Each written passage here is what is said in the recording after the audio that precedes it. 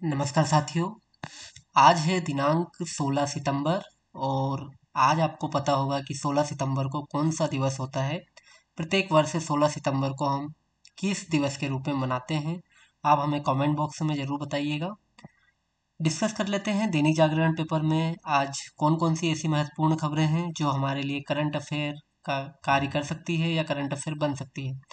देख लेते हैं। तो फ्रंट पेज पे केजरीवाल जो दिल्ली के मुख्यमंत्री रहे हैं, पूर्व मुख्यमंत्री कह सकते हैं क्योंकि अभी उन्होंने इस्तीफा नहीं दिया है, किंतु वो इस्तीफा देने की बात कर रहे हैं, मतलब मुख्यमंत्री का पद छोड़ रहे हैं, है ना। अभी वो जेल से रिहा हुए हैं।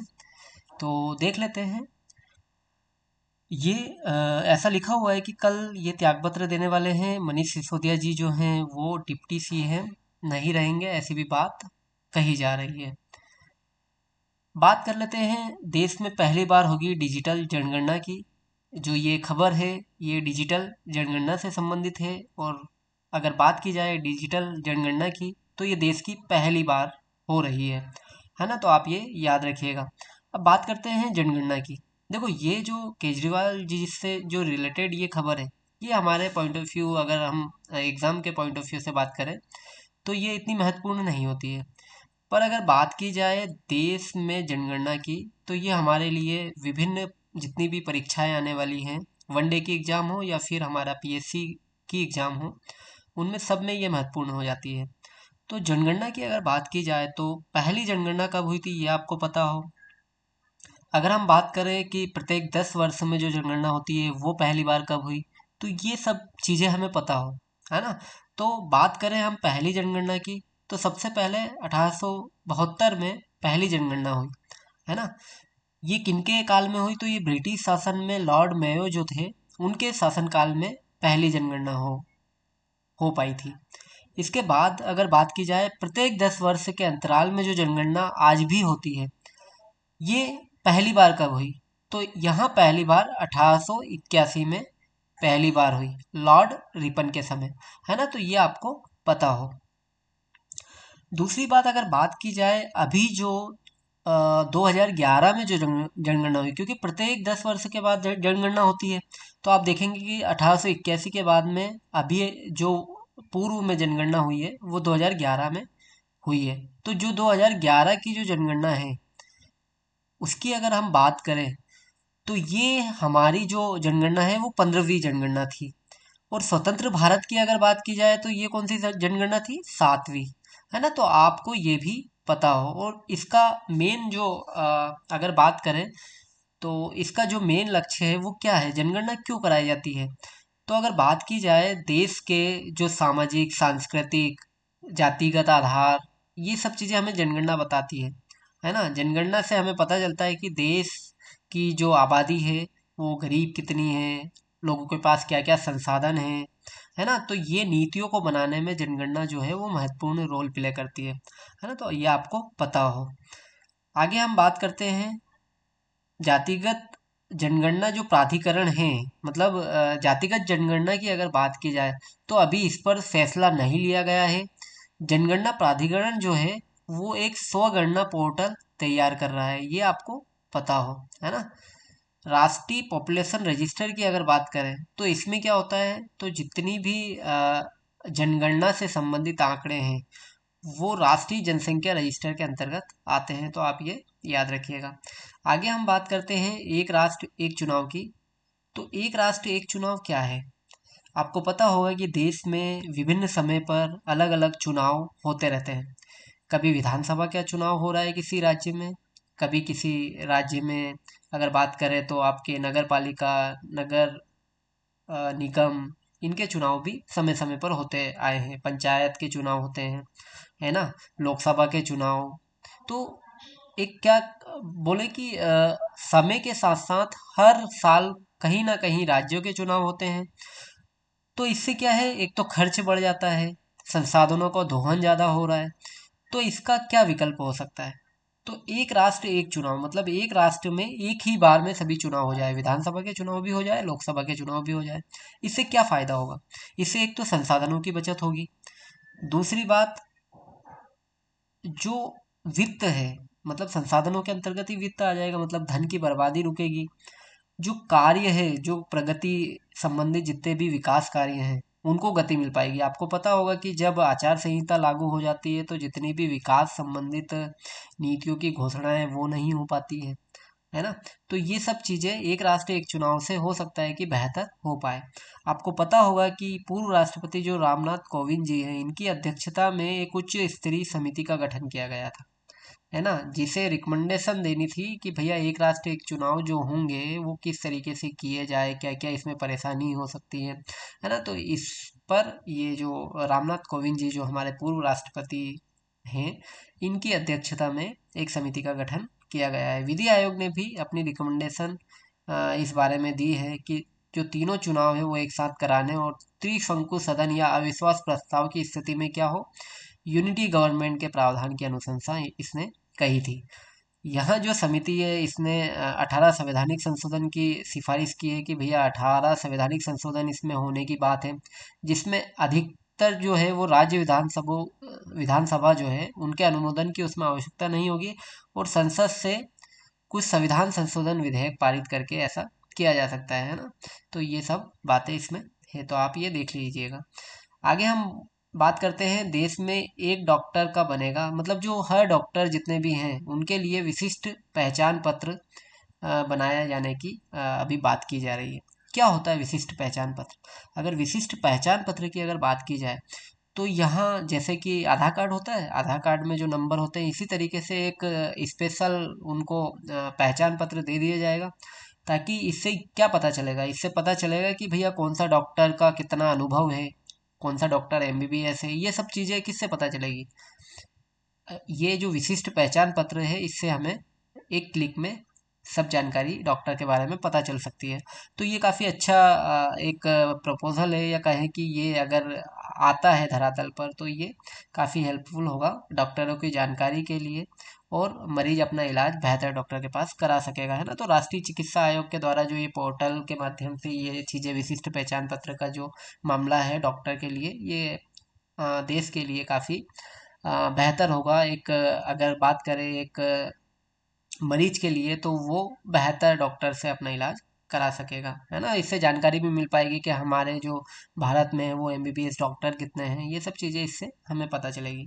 आगे बात करते हैं मेलबर्न विश्वविद्यालय की। तो ये भी अभी देश में दस्तक देने वाला है। आपको पता है कि कुछ समय पहले ही इंग्लैंड का जो साउथ हैम्पटन जो विश्वविद्यालय है, उसने दिल्ली विश्वविद्यालय में एक कैंपस खोला है। उसी के आधार पर अभी मेलबर्न विश्वविद्यालय भी दस्तक देने वाला है। मेलबर्न विश्वविद्यालय की बात करें तो ये ऑस्ट्रेलिया का काफ़ी प्रसिद्ध विश्वविद्यालय है ना। तो ये आप याद रखिएगा, है ना। मेंस की आंसर राइटिंग में इन चीज़ों का हम प्रयोग कर सकते हैं। आप हमें बताइएगा कि जमशेदपुर में कौन सी स्टील की फैक्ट्री है ना, स्टील प्लांट है, आप ये हमें बताइएगा। और जमशेदपुर है कहाँ, ये भी हमें कमेंट बॉक्स में आप बताइएगा।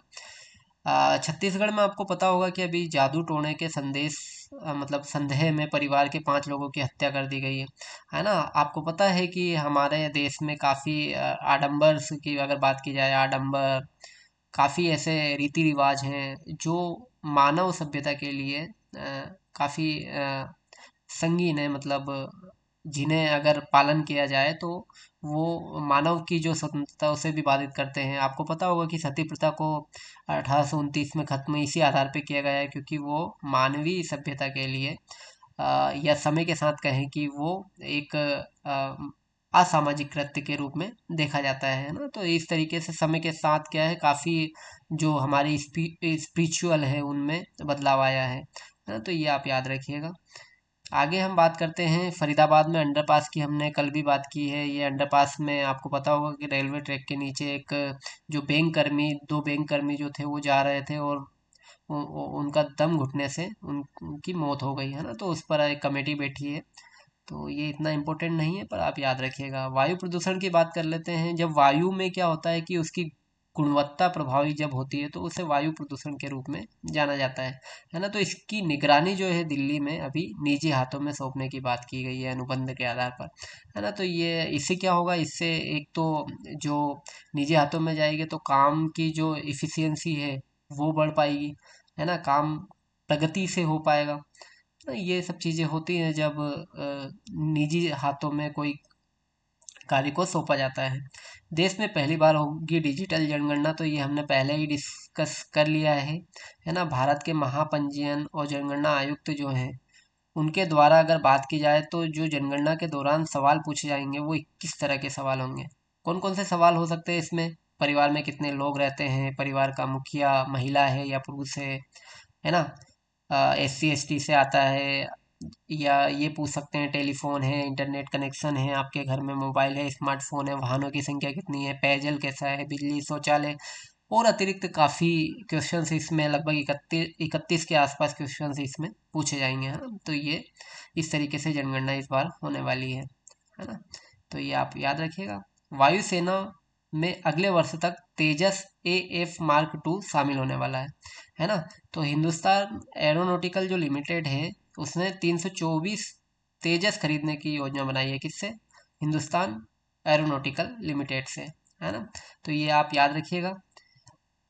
क्या होता है कि जो हमारा DRDO है, आपको DRDO के बारे में मैंने पहले भी बताया है काफ़ी बार। DRDO जो है, इसकी स्थापना हम डिफेंस, अगर क्षेत्र की बात की जाए, डिफेंस क्षेत्र में कैसे भारत को आत्मनिर्भर बनाया जाए, इसके लिए DRDO की स्थापना की गई। कब? 1958 के आसपास, है ना। तो DRDO किससे संबंधित है? डिफेंस से संबंधित जितने भी अस्त्रों का निर्माण करते हैं, शस्त्रों का निर्माण करते हैं वो कौन करता है? DRDO करता है ना। तो ये आप याद रखिएगा।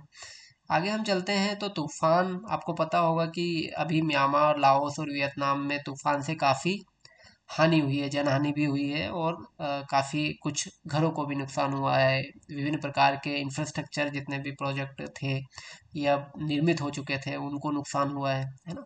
तो ये जो जनहानि हुई है, इसके लिए भारत ने मदद भेजी है।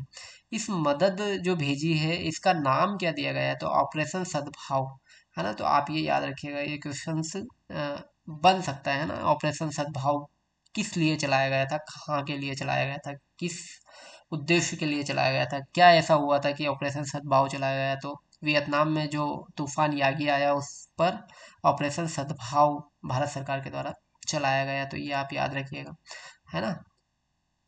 आगे हम चलते हैं और कौन सी ऐसी खबरें हैं देख लेते हैं आज के पेपर में। तो आगे अगर खबर की बात करें तो लद्दाख से हिमाचल प्रदेश को जोड़ने वाली सिनखुनला सुरंग, है ना। सिनखुनला सुरंग जो है, वो लद्दाख से हिमाचल को जोड़ने वाली एक सुरंग का निर्माण किया, मतलब किया जा रहा है ना। तो आप ये याद रखिएगा कि सिनखुनला सुरंग जो है, ये कहाँ पे बनाई जा रही है ना। ये आप याद रखिएगा। खरीफ फसलों के लिए MSP बढ़ा दी गई है। आप मेंस की आंसर राइटिंग में इसका प्रयोग कर सकते हैं। मिशन मौसम सरकार के द्वारा लाया गया है, जिससे मौसम और जलवायु से संबंधित जो चिंताएं हैं या जो आ, आ, अगर ऐसी कोई घटनाएं घटित होती हैं तो उनको पहले से ही कैसे हम पता लगा पाएँ, इसके लिए मिशन मौसम चलाया गया है सरकार के द्वारा। यूनिफाइड पेंशन स्कीम लाई गई है ओल्ड पेंशन स्कीम की जगह, है ना। New pension scheme, old pension scheme, unified pension scheme क्या होती है, ये हाँ हमने शॉर्ट्स के माध्यम से जो है बता दी है, आप देख लीजिएगा उसको, है ना। तो ये सब चीज़ें हैं। उसके बाद में वंदे मेट्रो जो ट्रेन है, उसे अभी गुजरात में हरी झंडी दिखाई गई है ना। तो ये आप गांधीनगर में, अभी आपको पता होगा कि global renewable energy investment meet एवं एक्सपो 2024 का उद्घाटन किया गया है। तो आप ये याद रखिएगा कि global renewable energy investment meet and expo 2024 जो है वो कहाँ आयोजित किया जा रहा है? तो वो गांधीनगर में, है ना। ये आप याद रखिएगा। एक चीज़ है कूनो नेशनल पार्क, कहाँ पर है? तो ये मध्य प्रदेश के श्योपुर में स्थित है ना। तो यहाँ पे चीता सफारी शुरू करने की कोशिश को फिलहाल अभी झटका लगा है, मतलब अभी ऐसी जो चीता सफारी है वो नहीं हो पाएगी, है ना। क्योंकि इसकी खास वजह क्या है? चीता पवन की मौत हो गई है ना। तो अभी हाल ही में किसकी मौत हुई है? चीता पवन की। कूनो नेशनल पार्क कहाँ है? मध्य प्रदेश के श्योपुर में, आप ये याद रखिएगा, है ना। आपको पता होगा कि नामीबिया से 17 सितंबर 2022 को 8 चीतों को भारत में लाया गया। अभी उसको 2 वर्ष होने वाले हैं, है ना। कल 2 वर्ष हो जाएंगे। तो प्रधानमंत्री नरेंद्र मोदी की जो अपनी जन्म तिथि है, उसे चीतों को बाड़े में छोड़ा जाना था, है ना, बाड़े में छोड़ा था। दूसरे चरण की अगर बात की जाए तो फरवरी 2023 में दक्षिण अफ्रीका से 12 चीते लाए गए, है ना। तो आप ये भी याद रखिएगा। तो अभी तक कहाँ से ले आए, नामीबिया से और दक्षिण अफ्रीका से। नामीबिया से 8 चीते लाए, जबकि दक्षिण अफ्रीका से 12 चीते लाए गए हैं। अगर बात की जाए इसके बाद में, अभी आपको पता होगा कि केनिया से भी बात चल रही है हमारी लाने की, है ना, कीनिया से बात चल रही है, तो आप वो भी याद रखिएगा, है ना। आगे हम चलते हैं। तो केरल में निपा वायरस का संक्रमण से एक की मौत हो गई है ना। तो निपा वायरस कहाँ से संबंधित हो गया, केरल से, ये आप याद रखिएगा, है ना। तो अभी वहाँ पे एक की मौत हो गई है। असमानता व छुआछूत को रोकने के लिए स्वयंसेवक आगे आए। अब आपको यहाँ पे क्या समझना है, यहाँ छुआछूत से संबंधित कॉन्स्टिट्यूशन से इसको रिलेट कर सकते हैं। आर्टिकल 17 जो है वह अस्पृश्यता का निरोध करता है ना। तो कैसे कम की जाए, है ना, क्या सजा है, तो वो हमें आर्टिकल 17 में क्या लिखा है, अस्पृश्यता को रोकने की बात की गई है ना। मतलब उस पर कानूनी कार्रवाई जा सकती है ना। अस्पृश्यता का निरोध किस में दिया गया है, आर्टिकल 17 मतलब 17। आर्टिकल 17 में क्या दिया गया है, अस्पृश्यता का निरोध। तो आप वो याद रखिएगा, आर्टिकल 17, है ना। क्या है, मूल अधिकार है ना। भाग 3 में इसका वर्णन है, आप ये भी याद रखिएगा। अब देखो, जल वितरण व भूजल की बर्बादी रोकने के लिए तकनीक का कैसे इस्तेमाल किया जा सके, इसके बारे में एक आर्टिकल है। आपको पता होगा प्रगति मैदान में अभी वाटर एक्सपो चल रहा है ना। तो वाटर एक्सपो कहाँ है, प्रगति मैदान दिल्ली में लग रहा है। तो यहाँ पे अभी नदी जल गुणवत्ता निगरानी सिस्टम की बात की गई है। ये कैसे काम करेगा, तो जो नदियों में लगातार नाला और औद्योगिक कचरा जो जा रहा है, इसको मल्टी पैरामीटर सोडे सिस्टम के द्वारा पता लगाया जा सकेगा कि भैया जो पानी है वहाँ वो कहाँ कहाँ पर गंदा है ना, कहाँ पर oxygen, phosphate, chlorine, ammonium nitrate, तेल व ग्रीस समेत जो 11 तरह की जानकारियां हैं वो हमें ये देगा, है ना। इससे क्या फायदा होगा, इससे पता लगा सकेंगे कि भैया नदी जो है वो सबसे अधिक कहाँ या किन क्षेत्रों में कितनी प्रदूषित है ना। तो इससे आसानी होगी नदियों को साफ करने में। तो ये चीज़ें आप मेंस की आंसर राइटिंग में प्रयोग इनका कर सकते हैं, है ना। आगे चलते हैं। तो अमेरिका से 5 वर्ष पहले ही क्वांटम कंप्यूटर बना लेगा भारत, ऐसा किन का कहना है। तो भारतीय सुपर कंप्यूटर के जो जनक हैं, आप ये याद रखिएगा कि भारतीय सुपर कंप्यूटर के जो जनक है वो पद्म भूषण डॉक्टर विजय पांडुरंग भाटकर, है ना। तो ये क्वेश्चन बन सकता है, भारतीय सुपर कंप्यूटर के जनक कौन है, तो डॉक्टर विजय पांडुरंग भाटकर जो हैं वो भारतीय सुपर कंप्यूटर के जनक हैं। आप ये याद रखिएगा। जब अमेरिका ने हमें सुपर कंप्यूटर की टेक्नोलॉजी देने से इनकार कर दिया, तो भारत ने स्वदेशी तकनीक से न केवल सुपर कंप्यूटर परम बनाया, बल्कि अब क्वांटम कंप्यूटर के क्षेत्र में भी अपने अपने कदम रख दिए हैं या पसार लिया है ना। तो ये आप याद रखिएगा, विजय पांडुरंग जो भाटकर जी हैं वो भारत में सुपर कंप्यूटर के जनक हैं। ये आपको पता होना चाहिए, क्योंकि प्री के लेवल पर ऐसे क्वेश्चंस बन जाते हैं। आगे हम बात करते हैं फेडरल रिजर्व की। तो फेडरल रिजर्व जो है वो अमेरिका की, जैसे हमारे यहाँ आरबीआई है वैसे वहाँ पे फेडरल रिजर्व है।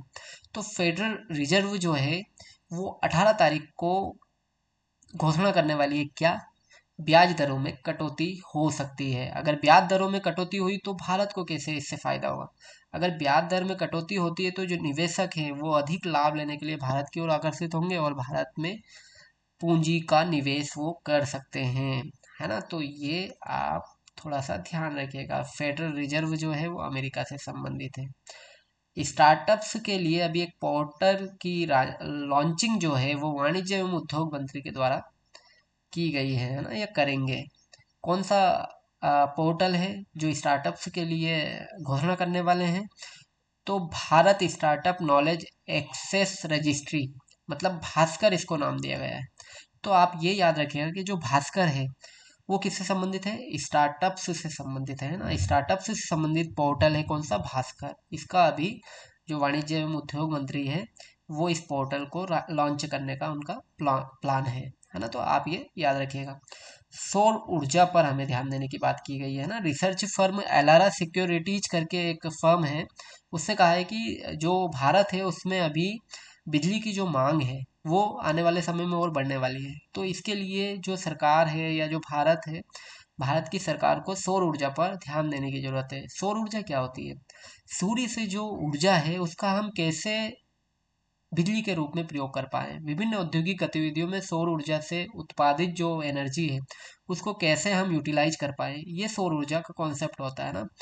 क्योंकि सौर ऊर्जा जो है वो रिन्यूएबल एनर्जी है, मतलब उसे नवीकरणीय ऊर्जा है, बार बार उसका उत्पादन किया जा सकता है। तो सौर ऊर्जा इस तरीके की ऊर्जा है, तो आप इस तरीके से इसे समझ सकते हैं। आगे हम देख लेते हैं और कौन सी ऐसी खबर है। तो शिक्षा से संबंधित है कि भैया जो भारत की शिक्षा नीति है उसके आधार पर पाकिस्तान भी अपनी नीति बनाए, मतलब भारतीय जो योजना है उसको अपना सकता है शिक्षा के क्षेत्र में, है ना। ऐसा एशियन डेवलपमेंट बैंक जो है या एशियाई विकास बैंक जो है उसने मतलब भारत की जो एजुकेशन पॉलिसी है उसकी तारीफ की है तथा उसको पाकिस्तान में भी लागू करने की बात की है ना। तो इस तरीके की ये खबर निकल के आई है। भारत मालदीव की अगर हम बात करें तो हमारा पड़ोसी है मालदीव, है ना। तो मालदीव के साथ आपको पता होगा कि अभी काफ़ी खींचातानी चल रही थी। उस खींचातानी के बाद अभी ऐसा सुनने में आ रहा है कि मतभेद सुलझा लिए गए हैं। देखो, पड़ोसी है हमारा, तो हमें पड़ोसी का ख्याल भी रखना चाहिए।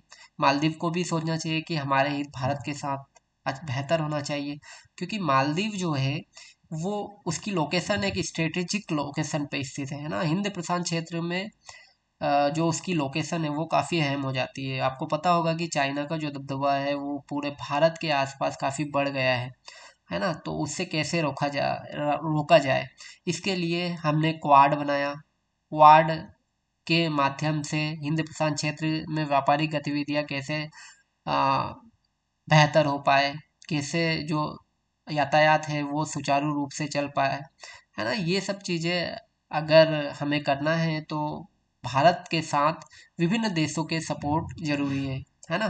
क्योंकि भारत की भी जो स्ट्रेटेजिक लोकेशन है वो हिंद प्रशांत क्षेत्र में काफ़ी मजबूत है ना। तो हमें भी चाहिए कि जो मालदीव है उसके साथ हमारे संबंध बेहतर हो। तो इस तरीके की बात है। आपको पता होगा कि मालदीव ने हमारी सेना को वापस वहाँ मतलब मालदीव से भेजने की बात की है। तो इस तरीके की काफ़ी खींचातानी अभी चल रही थी, उस पर सहमति बनने की, मतलब मतभेद जो है उन्हें सुलझाने की बात अभी की गई है। तो आप ये याद रखिएगा। टेक अरबपति जेड इसाकमेन जो है, ये आपको पता होगा कि ये टेक जो कंपनी है उसके अरबपति हैं, है ना। मतलब अरबों की संपत्ति इनके पास है। इन्होंने अभी प्राइवेट स्पेस वॉक की है। तो देखो, स्पेस वॉक तो पहले भी की जा चुकी है, पर प्राइवेट स्पेस वॉक की अगर बात की जाए तो वो जेड इसाकमेन और इनके 3 साथी, इनके द्वारा अभी क्या किया गया है, प्राइवेट स्पेस वॉक किया गया है। स्पेस में ये इन्होंने चहलकदमी की है। ये गए कैसे, तो स्पेस एक्स जो कंपनी है उसका जो पोलारिस डॉन मिशन था, इसके अंतर्गत इन्होंने ये स्पेस वॉक की है ना। 4 अंतरिक्ष यात्री जो हैं वो अंतरिक्ष में गए थे, है ना। आपको ये पता हो तो पोलारिस डॉन मिशन जो है वो स्पेस एक्स कंपनी से संबंधित है, और जो जेड इसाकमेन है वो पहले प्राइवेट स्पेस वॉक करने वाले व्यक्ति बने हैं, है ना। तो ये आप याद रखिएगा, करंट में ऐसे क्वेश्चन पूछ लिए जाते हैं कभी कभी। उसके बाद में डायमंड लीग फाइनल की अगर बात करें हम, स्पोर्ट्स से ही खबर है। डायमंड लीग फाइनल में जो नीरज चोपड़ा है, इन्होंने भाला फेंक में दूसरा स्थान हासिल किया है ना। काफ़ी संघर्ष की स्थिति यहाँ पे व्याप्त थी, क्योंकि उनका हाथ जो है उसमें 1 सेंटीमीटर मतलब उनका जो हाथ है उसमें कोई प्रॉब्लम्स की वजह से वो 1 सेंटीमीटर से खिताब चूकने वाले बन गए हैं, है ना। तो डायमंड लीग फाइनल जो है वो उसमें दूसरे स्थान पर है, तो आप ये याद रखिएगा। आगे हम चलते हैं और कौन सी स्पोर्ट्स से खबर है देख लेते हैं। स्पोर्ट्स की यही खबर आज मुझे महत्वपूर्ण लगी है। आगे और देख लेते हैं और कौन सी ऐसी न्यूज है जो हमारे लिए करंट अफेयर, जैसे आपको पता होगा कि आज ओजोन परत दिवस है। ओजोन परत क्या है भाई, है ना। तो ओजोन परत आपको पता होगा कि ये हमारे लिए लाभदायक भी है हानिकारक भी है। कैसे है भैया, एक ही चीज दो तरीके से कैसे काम कर सकती है।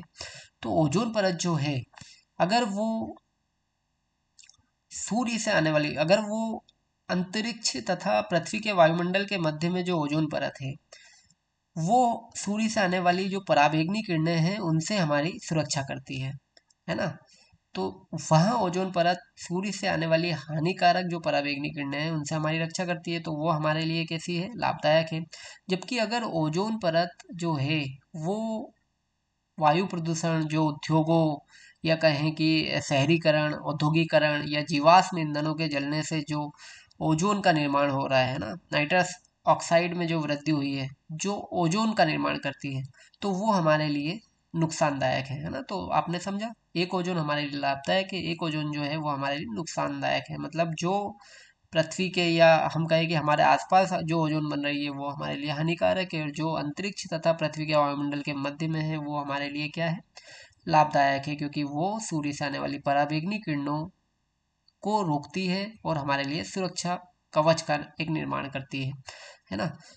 ओजोन का जो स्तर बढ़ रहा है ना, उससे क्या हो रहा है, उससे उष्णकटिबंधीय वन जो है उनकी वृद्धि रुक गई है ना। तो आप ये मेंस के आंसर राइटिंग में अगर ऐसा पर्यावरण से संबंधित कोई क्वेश्चन आता है, ओजोन प्रदूषण से संबंधित, तो आप इस तरीके की बातें उसमें लिख सकते हैं, है ना। तो आप ये याद रखिएगा।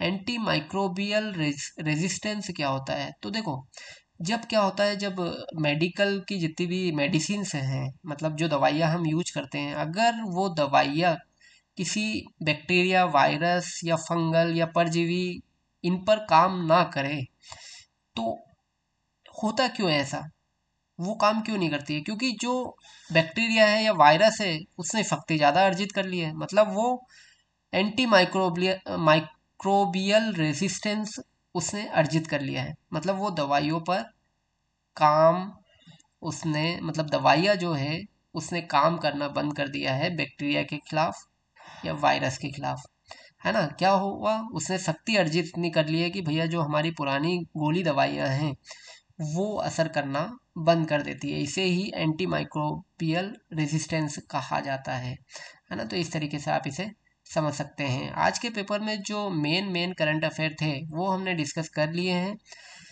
आशा है आपको ये जानकारी काफ़ी अच्छी लगी होगी। करंट से रिलेटिव जितनी भी खबरें हैं हमने उनको बेहतर रूप में समझ लिया है। आगे आने वाले पेपर में जितने भी करंट अफेयर रहेंगे उन्हें हम समझते रहेंगे। आज के लिए जो पेपर में मेन करंट अफेयर जो निकल के आने वाले थे वो हमने डिस्कस कर ही लिए हैं।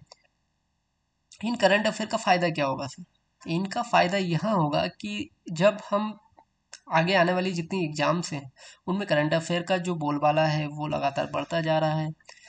इसको ध्यान में रखते हुए अगर हम डेली के करंट अफेयर को डिस्कस पेपर से कर लें, क्योंकि पेपर में करंट की जो न्यूज़ है वो हमें मिल जाती है, और अगर वो करंट की न्यूज़ हम बेहतर रूप में समझ लें तो हो सकता है कि जो करंट के क्वेश्चंस हैं वो हमारे बन जाए।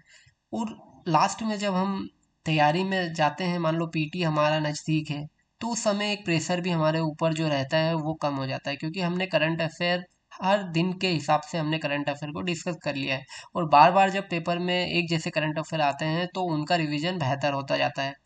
तो अंतिम समय में हमें जो बेसिक हमारे जितने भी हमारी जो तैयारी के जितने सब्जेक्ट्स हैं उनमें तैयारी का मौका बेहतर मिल पाता है, ताकि करंट अफेयर से हमें निजात मिल जाती है और करंट अफेयर पे फिर हमें इतना ध्यान नहीं देना पड़ता है, हम जल्दी से रिवीजन उनका कर पाते हैं। तो आप करंट अफेयर को डेली रूटीन में अगर लाएंगे, लगभग 30 मिनट के आसपास, मतलब आधा घंटा आपको देना है, जिसमें अपने करंट अफेयर पूरे तैयार हो जाते हैं। पूरा पेपर भी हमें पता चल जाता है कि पेपर में कौन कौन सी आज न्यूज़ निकल के आई है ना। तो आप करंट अफेयर के जितने भी क्वेश्चंस हैं या जितने क्वेश्चंस बनने वाले हैं वो पूरे डिस्कस यहाँ हो ही जाते हैं। तो अगर आपको ये जानकारी बेहतर लगी हो तो अपने दोस्तों को भी आप शेयर कर सकते हैं जो कॉम्पिटिटिव की तैयारी कर रहे हैं, ताकि वो भी इसका लाभ उठा पाएँ। और अगर कोई ऐसी आपको लग रही है कि हम इसमें और कुछ बेहतर कर पाएँ तो आप हमें कमेंट बॉक्स में ज़रूर बताइएगा। आज के लिए इतना ही। Thank you very much.